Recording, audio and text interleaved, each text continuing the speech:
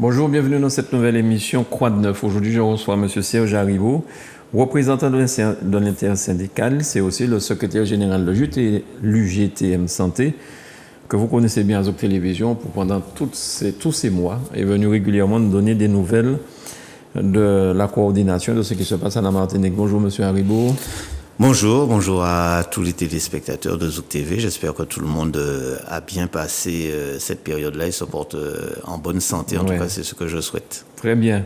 Alors, M. Haribo, quelles sont justement les nouvelles sur le front, j'ai envie de dire?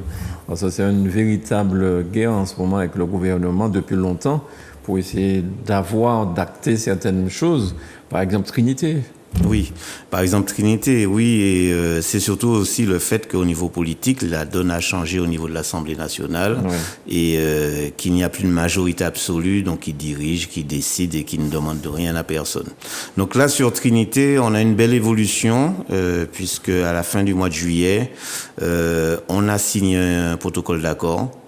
Ce protocole d'accord reprend l'essentiel des discussions qui ont eu lieu depuis octobre 2021. Donc c'est quand même beaucoup de temps passé. Oui. On a dénombré 58 réunions quand même de négociations. Et finalement, pour aboutir à cet accord, qu'on va montrer, qui est un accord quand même assez volumineux, qui représente la remise en dynamique de l'hôpital de Trinité dans le bassin du Nord. Alors pour les gens qui nous regardent et qui nous écoutent, et puis les nouveaux arrivants sur Zouk Télévision, parce que nous sommes depuis une semaine sur Orange, la TV d'Orange, et aussi sur TV Caraïbes. Donc voilà, ceux qui ne nous connaissaient pas vont nous découvrir probablement. C'était quoi le problème de Trinité? Est-ce qu'on peut... les points essentiels. En filigrane, c'est un combat de 20 ans, puisque ce combat-là, c'était pour éviter, premièrement, la disparition de l'hôpital de Trinité et sa transformation en grand EHPAD, alors que nous avons un bassin de population dans le nord et le grand nord de près de 100 000 habitants. Et qu'il était hors de question pour nous de laisser partir un outil indispensable à la mise en œuvre de l'équité des soins, c'est-à-dire l'accès égal des soins sur le territoire de Martinique. Donc ça, c'est une première chose. La seconde chose, c'est que ce protocole permet d'envisager l'avenir, donc la reconstruction sur un autre site en toute sécurité, puisque là où est-ce que l'hôpital se trouve aujourd'hui dans le bourg, il n'y a pas la sécurité vis-à-vis des tsunamis, il y a des bâtiments qui ne respectent pas la réglementation parasismique. Donc ça, c'est le volet final. Mais l'entretemps, avant la reconstruction, nous l'avons détaillé aussi dans ce protocole parce que nous avons tenu à ce que l'État respecte ses engagements. La mairie de Trinité a donné un terrain, je crois. Voilà, il y a un terrain qui a été octroyé par la mairie de Trinité. Et d'ailleurs, il n'y aura pas que l'hôpital de Trinité, il y aura l'hôpital de Trinité, il y aura le centre de secours, donc les pompiers qui vont sortir de Résigné pour monter sur ce site. Et il y aura aussi la Valériane qui va venir se retrouver là, donc un EHPAD qui va se retrouver. Donc on aura une installation de sanitaire, sociale, médico-sociale et de secours regroupés dans un seul site pour le Nord, et je crois que ça aussi c'est envisager l'avenir d'une autre manière, mais en tenant compte du respect de la population et de sa sécurité. Surtout des appareils essentiels neufs. Surtout ça. IRM et compagnie. Voilà. Quoi. Donc nous avons prévu dans ce protocole d'accord le gros matériel, donc tout ce qui est matériel indispensable au diagnostic. Donc il y a un IRM à Trinité, le scanner a déjà été remplacé, fait partie de cet accord. Une salle de radiologie a été remise à neuf. Il s'agit de poursuivre tous ces efforts-là, puisque en ce moment même où je parle, les consultations externes sont agrandies, les travaux ont commencé depuis plusieurs mois. Ils font partie de ce protocole d'accord. Il faut savoir que c'est 19 millions d'euros de rénovation qui sont prévus pour les bâtiments, pour les activités, pour relancer les activités. Donc le bloc opératoire, par exemple, sur l'hôpital actuel, dans les locaux actuels. En attendant la reconstruction dans le nouveau terrain. Tout à fait, en attendant la reconstruction. La reconstruction, il y a déjà 70 millions d'euros qui sont actés. dans le cadre du plan Ségur, puisque pour la Martinique, c'est 448 millions d'euros qui ont été octroyés. Nous considérons que le fer de lance de ces 448 millions d'euros, c'est l'hôpital de Trinité. C'est la priorité des priorités, mais il y a d'autres établissements qui devront être reconstruits ou rénovés. Et sans personnel, les bâtiments ne servent à rien. Sans avoir les effectifs. Donc nous avons prévu aussi des recrutements. Il y en a à 80% qui sont déjà réalisés pour permettre aux services de fonctionner correctement. Des recrutements médicaux. Il y a 22, il me semble, 20 ou 22 médecins qui sont prévus, spécialistes, pour faire fonctionner les services, les consultations externes. C'est le matériel, les bâtiments et l'humain. Et faire en sorte qu'on puisse pérenniser ce fonctionnement. Donc ça veut dire quoi? Ça veut dire le petit matériel, il est prévu chaque année 500 000 euros de petit matériel médical et matériel de fonctionnement. Ça, c'est jusqu'à 2025. Nous avons prévu aussi la rénovation des bâtiments. Là, nous avons une ligne budgétaire qui est fixée à 700 000 euros pour la maintenance du centre hospitalier, ce qui ne se faisait pas correctement avant. Nous n'avions pas le chiffrage réel de ce qui était dépensé par le CHU pour la rénovation des bâtiments. De toute façon, c'était très clair qu'il n'y avait pas grand-chose. Alors, il y a ça, et puis, naturellement, dans cet ensemble-là, il faut une équipe qui dirige. L'hôpital de Trinité n'avait pas de directeur qui faisait partie de l'équipe de direction du CHU. Donc nous avons estimé, exigé qu'il y ait un directeur de site qui fasse partie du directoire, qui participe à toutes les réunions et qui est un directeur adjoint du CHU maintenant. Donc ce qui veut dire que autour de lui, à lui tout seul, il ne peut pas. Nous avons mis en place ce qu'on appelle une équipe projet dans ce protocole de 9 personnes, y compris le directeur, donc qui s'occupe de la partie financière, des travaux, un ingénieur biomédical, des attachés qui sont chargés des achats. Parce qu'on avait cette difficulté que Fort-de-France était centralisait tout et on n'avait pas de...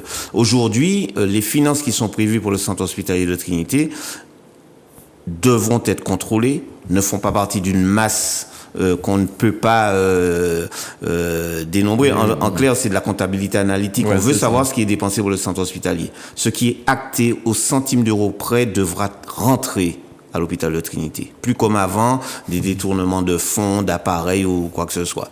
C'est important, et c'est important de signifier aussi que ce rôle de contrôle sera exercé conjointement avec les politiques, avec les élus, puisqu'il y a un comité de suivi qui est créé avec l'ARS, la préfecture, la direction, les élus, les parlementaires, les élus du Nord, le maire de Trinité, président de Cap-Nord. Et je crois que nous allons pouvoir ensemble créer quelque chose de nouveau. C'est-à-dire que les investissements qui sont faits et qui sont prévus, par exemple les investissements européens qui passent par la CTM, devront être utilisés à bon escient. Donc, nous avons ce rôle de contrôle, de demande régulière, de savoir à quel point on en est, est-ce que l'échéancier est suivi correctement, s'il y a des difficultés, qu'on nous dise pourquoi, et qu'on puisse apprécier si les raisons avancées sont correctes ou pas. Et puis, des nouveautés qui vont venir, c'est l'unité de dialyse pour le Nord, la remise en place de la dictologie. Le docteur Gervais, qui a disparu, sera très content de cette histoire. Nous allons travailler de pied ferme avec la direction pour que cela se fasse. Il y a aussi, au niveau de la cardiologie, puisque nous avons énormément de patients qui relèvent de la cardiologie, il y a aussi de nouvelles activités ambulatoires qui seront prévues au bloc opératoire. Donc, il y a des achats qui sont ciblés pour que ces activités soient mises en œuvre. Donc, c'est les humains maintenant, c'est les hommes qui sont autour de ces projets qui devront actionner toute la vitalité qui est nécessaire pour les réaliser. Alors, quand j'entends tout ça, M. Haribo, tout ça semble couler de source. Tout ce que vous avez expliqué là, me semble-t-il, ce sont des choses essentielles pour un hôpital. C'est pas de la Chine, c'est pas banane que vous vendre. C'est des choses essentielles. Pourquoi tant de difficultés pour pouvoir mettre en action tout ce que vous venez de dire? Pourquoi tout ce combat simplement parce que l'argent a pris la place de l'homme. Ouais. Voilà, dans toutes les orientations, on ne nous parle que finance, alors que nous parlons de bien-être. C'est dans la Constitution.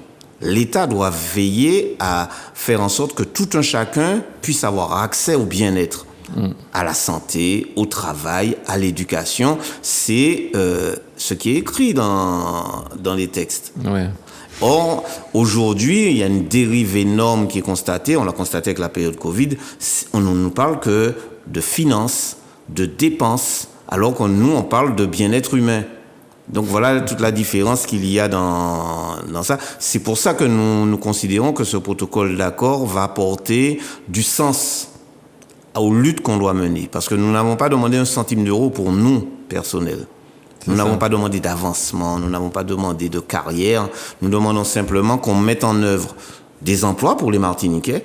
Nous espérons qu'il y aura une majorité. L'équipe projet est constituée que de Martiniquais. Il y a 9 personnes qui vont travailler, ce sont des Martiniquais qui sont en place. Nous demandons que l'on mette en place du personnel infirmier, du personnel spécialisé, infirmier de bloc opératoire, mais aussi des personnels de base, les aides-soignants, les ASH, pour avoir des rythmes de travail qui respectent notre vie. Et ça a déjà été corrigé parce qu'il y avait des agents de services hospitaliers qui sont là pour régler les problèmes de base d'hygiène, qui étaient en nombre insuffisant et qui déroulaient des week-ends et des week-ends comme ça pendant l'année, sans pour autant qu'il y ait de compensation quelconque. La compensation que nous avons demandée, c'est une compensation humaine, pas financière. Mettez du monde pour être dans les clous. Mais vous, syndicats, est-ce que vous avez le droit de participer à cette équipe de projet pour vérifier que l'accord est respecté? Alors, dans tous les champs de ces accords-là, il est prévu des groupes de travail de suivi. Pour les effectifs, nous avons un groupe de travail qui va suivre les effectifs. Nous avons d'ailleurs créé quelque chose de nouveau. C'est le suivi de la sécurité et du fonctionnement des équipes avec le directeur des ressources humaines qui est chargé de cadrer ces réunions. Nous avons créé aussi un groupe de suivi pour les achats qui fonctionne déjà depuis plus d'un an. Le suivi de l'achat des matériels est suivi ligne par ligne, étape par étape. On sait qui est responsable de l'achat, qui est responsable de la commande et nous exigeons d'avoir des réponses. Et nous exigeons aussi que le matériel rentre. Si on nous dit dans 4 mois, il doit être là dans 4 mois.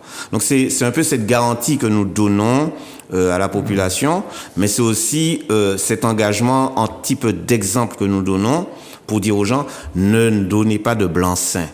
Il faut aller au contrôle, au corps à corps avec l'administration, sinon on se fait gruger. On s'en est aperçu dans les 20 ans, on s'est fait avoir à plusieurs reprises, et là on a mis un terme à cette histoire, parce que on signe un protocole d'accord avec des parties de l'accord qui ont déjà été mises en œuvre. Le directeur est déjà là. Il y a déjà 8 personnes sur 9 qui font partie de l'équipe projet qui sont déjà en action. D'accord. Voilà. Bon, ben c'est une bonne nouvelle pour la Martinique et pour le Nord. Et j'espère que ça va permettre que d'autres établissements fassent de même. Je pense au Saint-Esprit, je pense aux Marins, je pense dans le Nord Caraïbes, à Carbet, Saint-Pierre, mais aussi Emma Ventura. Et le Lorrain, en fait? Le Lorrain a été reconstruit. Ça a été reconstruit. Donc, c'est un CHI, Centre Hospitalier Intercommunal avec Basse-Pointe. D'accord. C'est surtout sur Basse-Pointe qu'il y a peut-être quelques petites difficultés de bâtiments à revoir, et ainsi de suite. Mais le Lorrain a été reconstruit. Bâtiments, mais peut-être les activités sont à revoir. D'accord. Et Emma Ventura dont vous parliez? Emma Ventura, c'est le délabrement complet. Voilà. Et nous avons fait, pendant les 2 dernières années, remonter que ce soit au niveau médiatique, que ce soit au niveau de la direction, la nécessité qu'il y ait un renouvellement des bâtiments. Donc il y a une reconstruction qui est prévue. Les financements sont prévus dans les 448 millions d'euros. Mais on n'a pas encore vu la main à la pâte pour vraiment, si on veut construire, eh bien, il faut faire des projets, nommer des architectes et y aller dans ces projets.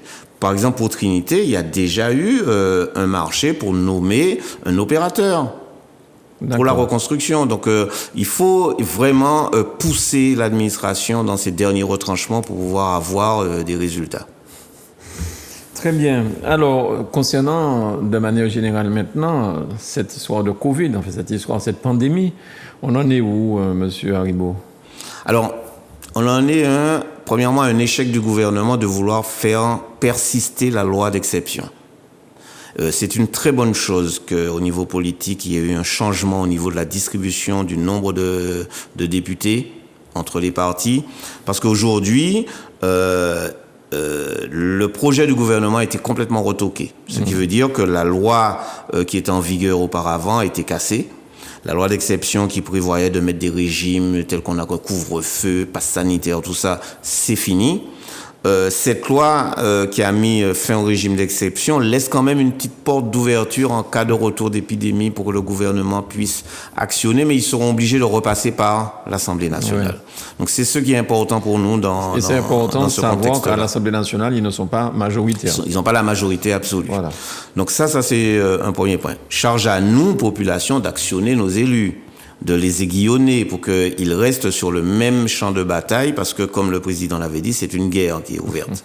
Alors, Conseil scientifique, par exemple, du Covid a été dissous le 31 juillet avec l'annulation de la loi. Mais ils ont déjà recréé un comité de veille d'anticipation des risques sanitaires qui est là pour conseiller, donner des avis sur la pandémie et dire s'il y a lieu de faire encore et encore tous les simulacres qu'ils ont eu le temps de faire auparavant. Donc, on est quand même dans un schéma où est-ce que le gouvernement essaye, par décret, puisque le décret date du 30 juillet 2022, de mettre en place quand même des moyens d'action pour lui, pour pouvoir refaire. Parce qu'il y a des millions et des millions à gagner avec les vaccins. Il y a encore beaucoup de vaccins à vendre. Il y en a dans les stocks. Et je crois que c'est ce qui guide ce gouvernement en principal. Alors, que les choses soient claires, on n'a plus besoin de présenter de passe sanitaire. Là, je parle des établissements de santé, qu'ils soient médico-sociaux, qu'ils soient hôpital. On n'a pas besoin de passe sanitaire, ça c'est une première chose. Ça n'a plus d'être justifié. On n'a plus de justificatif vaccinal à présenter pour entrer dans ces établissements. Néanmoins, en tant que patient ou en tant que visiteur? En tant que visiteur et en tant que patient. D'accord. Là, aujourd'hui, des chefs d'établissement rendent obligatoire la présentation pour l'hospitalisation. C'est-à-dire quand on est patient, on vient en consultation, donc on n'a pas obligation. Pour l'hospitalisation et les interventions chirurgicales. D'accord. Donc, de toutes les façons, il faut savoir que tout patient qui aura une intervention a des analyses, Bien sûr. ce soit des analyses sanguines ou autres. Donc, ça rentre dans le droit fil, si on veut. À ce moment-là, c'est un test PCR qu'on demande. C'est un test PCR, et qui est en général réalisé par l'établissement. D'accord. Donc, voilà sur cette question-là. Maintenant, on ne maîtrise pas totalement la volonté du gouvernement, puisque le ministre de la Santé, François Braun, prévoit déjà une 8e vague. Il a annoncé qu'il y aura une 8e vague à l'automne, donc il me semble qu'en France, l'automne, c'est fin septembre, le 21 septembre. Et avec ça, cette annonce, il prévoit déjà une campagne de vaccination. Donc c'est toujours ces rouages-là. Et quand on regarde les informations aujourd'hui, on parle de combiner des vaccins avec la méthode ARN. Donc ça veut dire quoi? On continue dans ce sens-là, même en changeant les ministres, ils changent de place. L'ancien ministre de la Santé aujourd'hui porte-parole, celui-là il était médecin, il était conseiller, maintenant il devient ministre. Mais c'est toujours la même politique de faire en sorte que vaccination plus vaccination et encore vaccination. Le pendant qu'on met là-dessus, c'est que je regardais sur les chiffres mondiaux. Je suis désolé, hein, on voit que l'Allemagne a 79% de première dose. Mais quand on regarde les pays africains, on s'aperçoit que, par exemple, le Burundi, c'est 0,2% de la population qui a une première dose. Le Botswana, c'est 20%. Le Burkina Faso, c'est 28%. Le Cameroun, c'est 8,1%. Donc, il faut qu'on arrive, et ça, c'est aux téléspectateurs que je dis ça, c'est de ne pas rester simplement dans un créneau d'information, d'aller voir un peu ce qui se passe ailleurs. Est-ce que, puisqu'on a parlé de pandémie, de milliers de morts, est-ce que l'Afrique est en train de mourir? Oui. Est-ce qu'on entend, parce que je vous ai donné les chiffres de vaccination, on nous disait qu'on allait être immunisé avec la vaccination. Il y a des pays qui ont 100%, hein, mais ils ont des décès quand même, hein. Donc, le Cambodge est à 100%. Pourtant, dans les premières crises, c'était bien le Cambodge. Et ça continue. Donc c'est un peu ça qu'il faut prendre avec calme et sérénité, attendre l'analyse des chiffres et savoir quelles répercussions aujourd'hui la vaccination a eu sur l'ensemble de cette pandémie. Parce que je rappelle simplement qu'on nous dit aujourd'hui, c'est pour éviter les risques majeurs, en parlant dans des termes compréhensibles, que vous n'aurez pas les pathologies les plus extrêmes si vous êtes vacciné. Et que aujourd'hui, on cible plus sur les personnes les plus fragilisées. Bon, reste encore à démontrer tout ça parce qu'on est parti d'un niveau de promesses d'immunisation totale à aujourd'hui des promesses de protection serrées, ciblées. Et aujourd'hui, on a combien de doses? On en est à la 4e. Là. 4e dose. 4e dose. Ça veut dire que la vaccination, le schéma plus 3 doses de rappel n'a toujours pas permis d'avoir l'immunité totale. Okay. Et ce qui est dommage aussi, c'est de rappeler que la Direction générale de la santé se fourvoie, puisqu'elle a sorti, c'est écrit DGS urgent. Donc, ils sortent toujours des notes pour mettre en application les lois ou les décrets qui paraissent. Donc, c'était au sujet de la loi du 31 juillet 2022. Et ce qui est surprenant, donc là, il rappelle qu'on n'a plus besoin de passe sanitaire et ainsi de suite. Et que le directeur d'établissement peut prévoir toujours masque et test PCR en cas d'hospitalisation et d'intervention chirurgicale. Mais ce qui est intéressant, c'est le dernier paragraphe, c'est que pour l'obligation vaccinale des professionnels de santé, il rappelle que si le deuxième rappel est ouvert aux professionnels qui le souhaitent, il ne rentre pas, contrairement au premier rappel, dans le champ de l'obligation vaccinale. En clair, ça veut dire que les professionnels de santé n'ont une obligation que de premier rappel. Et le premier rappel, ça d'avoir eu la maladie, je crois. Ou d'avoir eu la maladie, donc d'avoir les 4 mois de rémission, ou alors d'avoir une contre-indication vaccinale. Mais ce qui est étonnant, c'est qu'on ne parle que du premier rappel. Et ça c'est une note qui est sortie le 2 août 2022.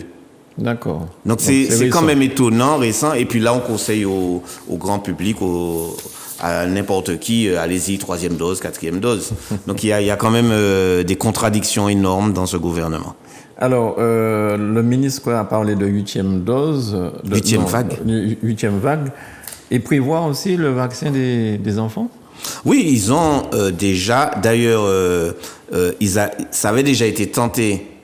Donc, il y a des textes qui sont prévus au niveau de l'Assemblée qui vont encore être représentés pour faire en sorte que on conseille fortement de vacciner les enfants. Dans d'autres pays, on en arrive déjà à la vaccination pour des enfants dans très bas âge, à moins de 8 ans, moins de 5 ans. Donc c'est tout de même quelque chose qu'il faut anticiper, surveiller, contrôler, parce qu'on ne peut pas laisser sans qu'on nous donne une assurance ferme. Parce que qui paye les pots cassés? Quand il y a des effets secondaires, et aujourd'hui, plus personne ne conteste autour de nous qu'il y a des effets secondaires. On en connaît dans notre environnement immédiat. Au niveau mondial, on a les chiffres. Il y a des événements indésirables, il y a des effets secondaires de ces vaccinations. Mais qui assure ça? Parce que lorsque vous avez un parent pour des enfants qui est complètement malade, qui ne peut plus être autonome, qui permet à ces enfants-là d'avoir ce remplacement d'autonomie? Donc ça, c'est pas pris en compte. Et d'ailleurs... Et même pour les adultes, on parle de Covid long. De Covid long aussi. Et à partir d'un certain nombre de mois de maladie, enfin, les choses changent financièrement pour ces gens. Tout à fait. Donc là, c'est très typique. Nous avons lancé un courrier, ça date depuis l'année dernière, depuis le mois de septembre 2021. Nous avons envoyé un courrier à toutes les autorités, les directeurs d'établissements médico-sociaux, les directeurs d'établissements des hôpitaux, le préfet, le directeur général de l'ARS. Personne ne répond. Parce que dans ce courrier de 6 pages, nous demandons des garanties. Parce que là, nous sommes dans une relation salarié-employeur. Les salariés demandent aux employeurs de nous garantir que quel que soit le problème que l'on aura avec cette vaccination sera prise en charge et on sera indemnisé, que nos familles seront aussi prises en charge. Et là, il n'y a pas de réponse, parce que c'est très difficile à ce moment-là. Parce que là, on n'est plus dans la relation obligation vaccinale du gouvernement. Là, c'est l'employeur qui oblige. D'accord. Donc, c'est tout à fait typique du combat qu'on mène. Et je crois que c'est une voie qui doit permettre à tout un chacun de bien comprendre les tenants et les aboutissants. Alors, pour terminer, M. Haribo, qu'en est-il de la plainte que vous avez posée, l'intersyndicale, le 22 octobre 2021, je crois? Oui. Alors, cette plainte a été déposée par 6 organisations syndicales, la CDMT, la CGTM, Convergence 972, Force ouvrière, l'USAM et l'UGTM. C'est une plainte qui avait été déposée auprès du procureur de la République et nous avons constaté que le procureur de la République, silence complet, n'a pas pris en compte cette plainte. Il avait 4 mois pour y prendre des dispositions, soit nommer un juge instructeur, faire quelque chose, soit nous répondre, silence complet. Donc nous avons actionné ce que prévoit le droit, à savoir porter plainte avec constitution de partie civile auprès du doyen des juges d'instruction. C'est ce que nous avons fait le 22 février 2022 en respectant les délais. Et constatant que nous n'avions pas de réponse, nous commencions à nous dire nous allons devoir titiller tout ce monde-là. Et nous nous apercevons, et très surpris de voir que nous recevons un courrier, une demande d'un office central de lutte contre les atteintes à l'environnement et à la santé publique qui voulait ouvrir une enquête préliminaire. En enquêtant un peu, on s'aperçoit que c'est un organisme qui dépend de la gendarmerie, qui est diligenté de toutes les façons à ce moment-là par le gouvernement et qui veut nous entendre, nous responsables syndicaux, pour commencer une enquête préliminaire. Donc nous avons décliné cette invitation et nous avons rappelé à tout ce monde, alors que ce soit le procureur, que ce soit le doyen des juges d'instruction, que ce soit le brigadier chargé par cet office central de nous demander des auditions, qu'il y avait lieu que le doyen nomme et que nous souhaitions et que nous demandions qu'il y ait un juge d'instruction nommé. Et puis donc, en définitive, nous avons reçu ça, une ordonnance du tribunal, par le biais, donc, du juge, du vice-président chargé de l'instruction, donc, au niveau du cabinet du tribunal, qui nous dit que ça a été enregistré, qu'ils l'ont bien reçu le 23 février 2022, donc auprès du président des juges d'instruction, et que donc ça a été pris en compte et qu'il y a une somme qui doit être consignée, c'est la procédure, de 1 000 € pour que l'on puisse voir la recevabilité de notre plainte être actée.